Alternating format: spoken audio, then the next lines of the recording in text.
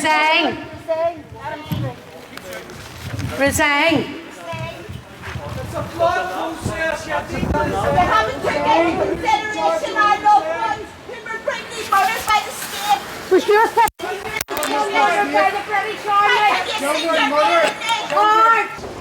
I want to thank the Time for Truth organisation for organising today's protest here at Goodwood House, the new home of the Commission for Reconciliation and Information Recovery.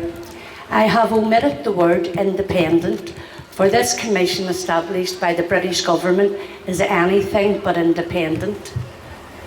We are here today to express the opposition of our families to the implementation of the British government legislation of the creation of this new legacy body.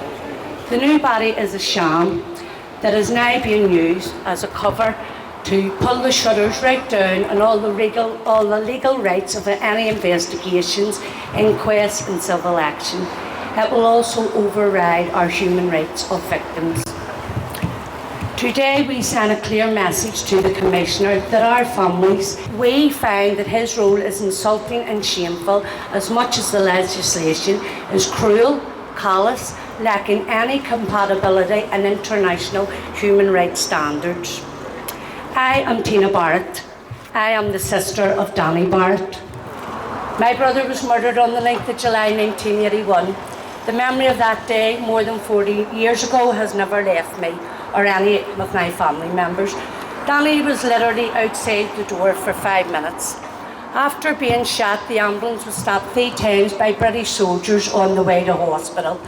Danny was pronounced dead by the time he arrived at the hospital. Further distress was called to our family in our time of grief when our home was searched that night by the British Army.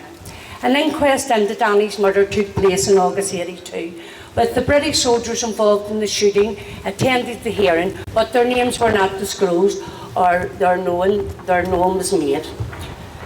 The soldier who was responsible for shooting my brother said that shots had been fired from Havana Court, and through the sights of his rifle he saw a person whom he believed to be a gunman.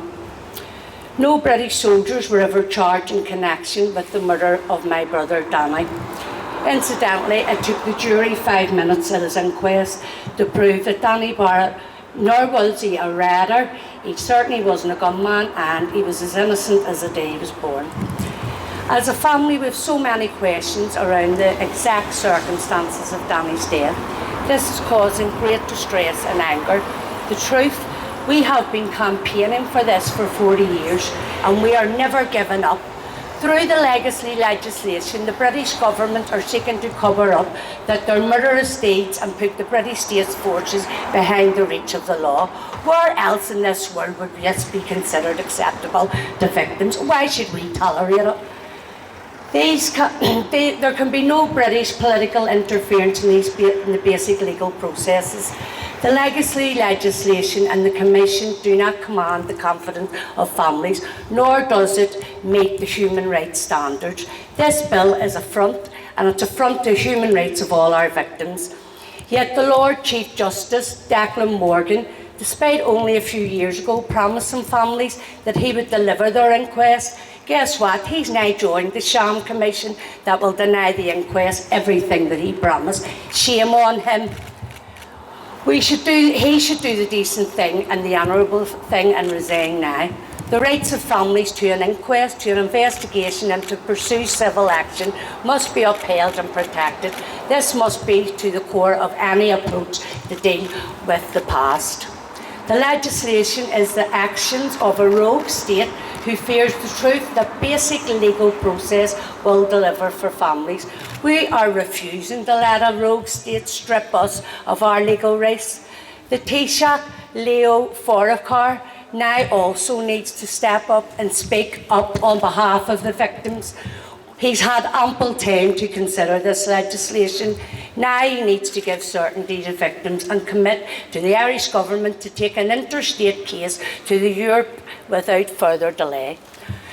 Not to do so would be just to endorse these flawed bodies. The Taoiseach now must honour his commitment not to abandon us.